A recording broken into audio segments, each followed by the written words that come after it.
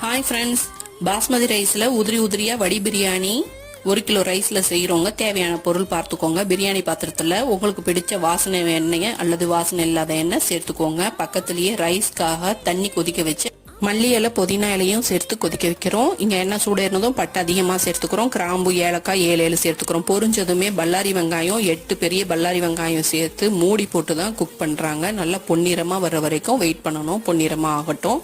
இங்கே பக்கத்தில் தண்ணி கொதிச்சிட்டு இருக்கு இல்லையா ரைஸ்க்கு, அதில் கொஞ்சம் ஆயில் சேர்த்துக்கிறோம் சாதம் ஒட்டாமல் இருக்கிறதுக்காக. இப்போ பொன்னிறமாக ஆயிடுச்சு வெங்காயம். 2 டேபிள் ஸ்பூன் மிளகாத்தூள் சேர்த்துக்கிறோம். வேற எந்த காரமோ மசாலாவோ நம்ம சேர்க்க போகிறது கிடையாது.